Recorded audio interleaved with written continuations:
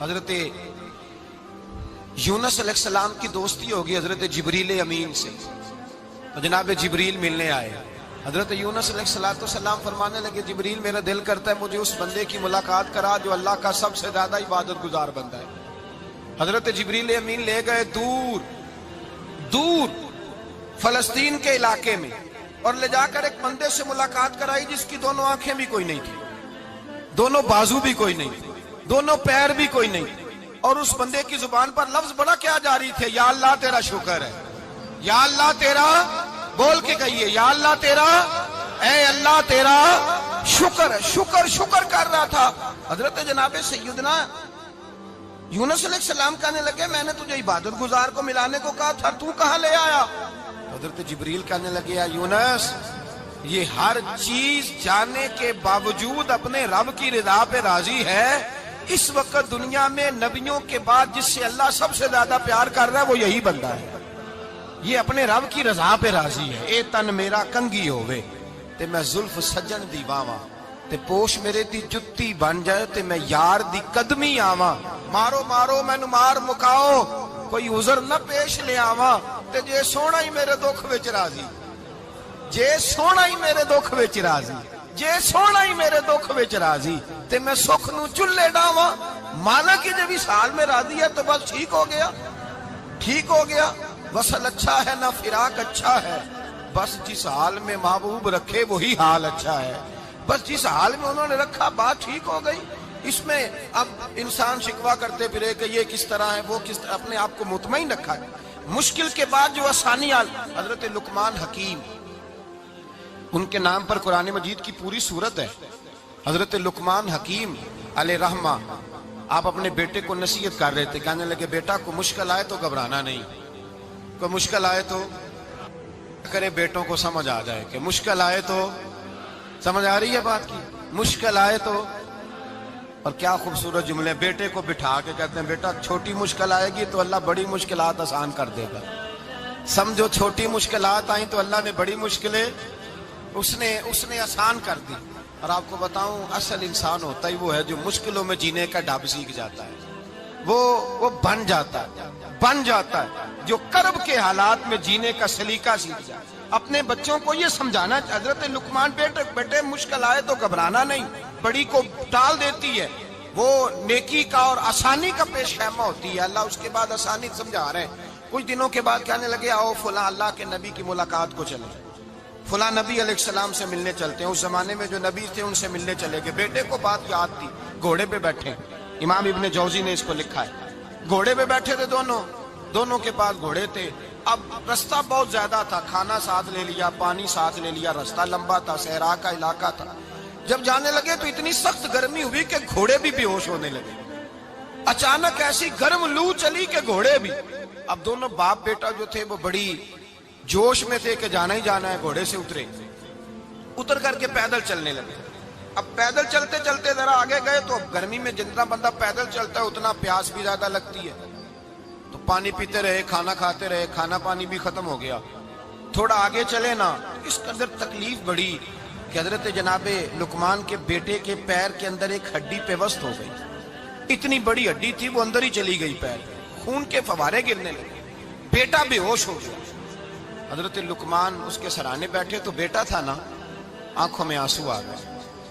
بیٹے نے آنکھ کھولی تو کہنے لگا ابا جی آپ تو صبر کرنے والے ہیں، آپ رو رہے ہیں۔ فرمایا بیٹے میں کیا کروں، میرے سینے میں جو دل ہے وہ ایک باپ کا دل ہے، تو باپ جو ہوا تیری دکھ پر رونا آیا۔ بڑی مشکل سے دانت کے ساتھ ہڈی نکالی، ہڈی نکلی تو خون بھی چلا۔ صاحب زیادہ کہنے لگا حضور آپ نے تو کہا تھا ہر مشکل کے بعد آسانی ہوتی ہے، اور چھوٹی مشکل دیکھ کے اللہ بڑی سے بچا لیتا ہے، تو ہم تو اچھے کام چلے تھے، مشکل پہ مشکل یہ کیا ہے؟ حضرت لقمان کہنے لگے بیٹا نہ تو رب کی حکمتوں کو جانتا ہے نہ پوری طرح میں جانتا ہوں، لیکن جو میں نے کہا تھا وہ بات سچی ہے۔ فَإِنَّ مَعَ الْعُسْرِ يُسْرًا إِنَّ مَعَ الْعُسْرِ يُسْرًا، اللہ ہر مشکل کے بعد آسانی عطا فرمائے گا، اور فرمایا میرا ایمان ہے کہ ضرور عطا فرمائے گا۔ یہ بات کہہ رہے تھے کہ سامنے سے دھواں اٹھا، اتنا سخت دھواں اٹھا کہ آپ نے سوچا شاید وہاں بادیا وہاں جاتے ہیں۔ وہاں چلنے لگے تو پیچھے سے کسی نے آواز دی ٹھہر جاؤ، رکو، وہیں رک گئے۔ थोड़ी देर गुजरी तो कहा रुक जाओ। जब रुके तो एक बोलने वाला बोला, कहने लगा तुम्हारे लिए थोड़ी देर के बाद जानवरों का बंदोबस्त कर दिया जाएगा, खाने का भी बंदोबस्त हो जाएगा, बच्चे का पैर भी सही हो जाएगा, चले जाना, लेकिन जरा ठहरो। हजरत लुकमान कहने लगे बोलने वाले तू कौन है? तो कहने लगे मैं अल्लाह का फरिश्ता हूं, मैं अल्लाह का फरिश्ता हूं। कहा अल्लाह के फरिश्ते और ये सारा कुछ क्या है? तो फरिश्ता कहने लगा असल बात यह है कि सामने बस्ती पर मुझे अजाब नाज़िल करने का हुक्म मिला था, आप बड़ी तेजी से आ रहे थे, मैंने रब से दुआ की कि अल्लाह इस बाप बेटे की गलती कोई नहीं, मेहरबानी फरमा। रब ने पहले आपको सहरा में उलझाया, फिर मेरी दुआ की बरकत से आपके घोड़े ठहर गए, फिर मेरी दुआ की बरकत से आपका पानी खत्म हुआ, फिर मेरी दुआ की बरकत से आपके बेटे को जख्म आया, फिर मेरी दुआ की बरकत से सामने से धुआं उठा। फरमाया ये जो तुम्हें मुश्किल पे मुश्किल आ रही थी, ये तो मेरा रब तुम्हें अजाब से बचाना चाह रहा था। ये जो तुम्हें मुश्किल पर मुश्किल आ रही थी तो मेरा मालिक तुम्हें अजाब से बचा रहा था, तुम समझ ही नहीं रहे थे।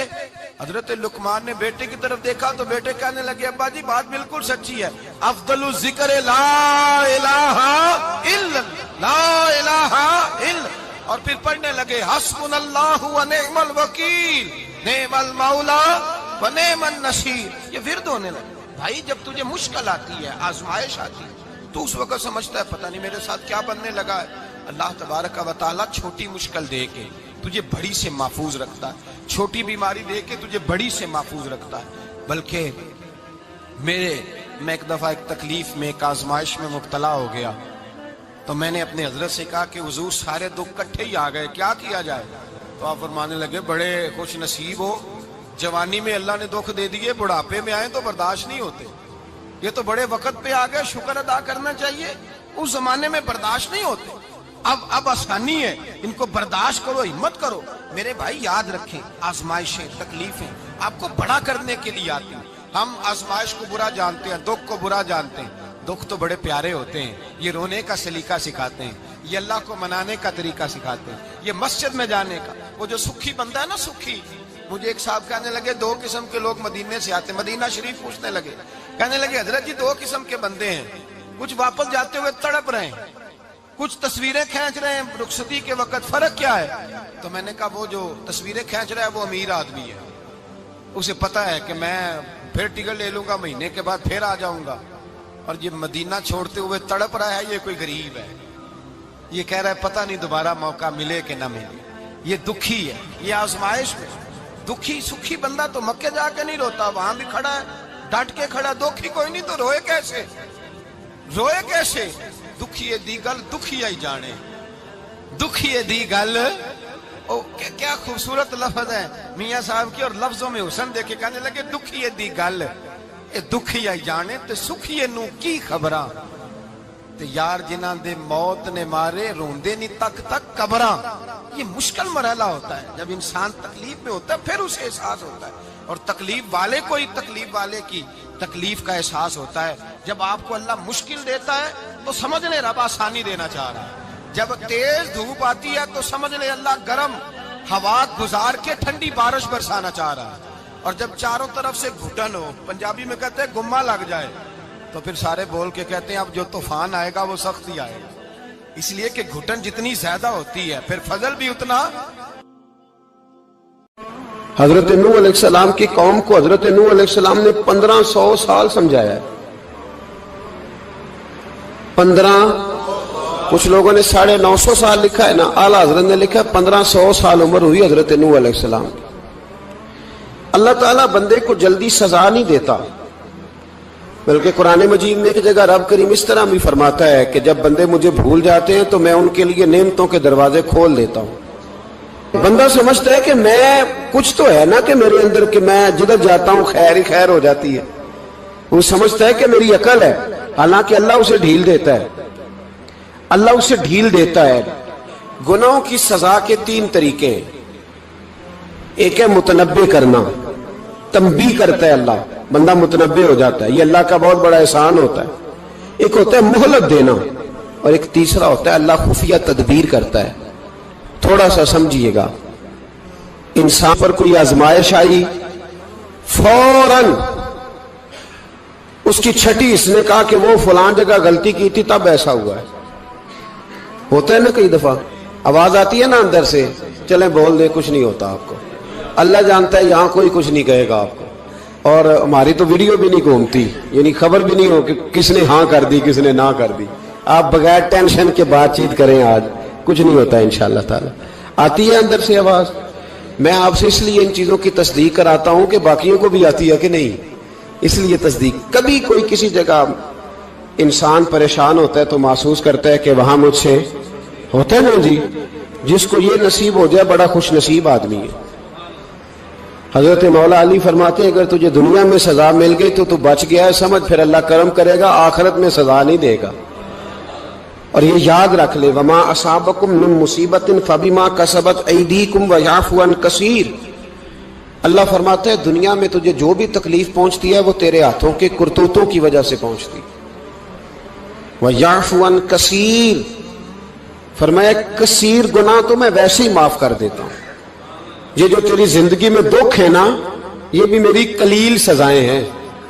یہ کثیر پر سزا, یہ قلیل ہے قلیل. یہ جو تمہاری زندگی میں تکلیفیں, انسان کو سزا ملتی. حضرت فضیل بن عیاض رحمۃ اللہ تعالی علیہ گھوڑے پہ بیٹھے تھے, گھوڑا شرارت کرنے لگ گیا,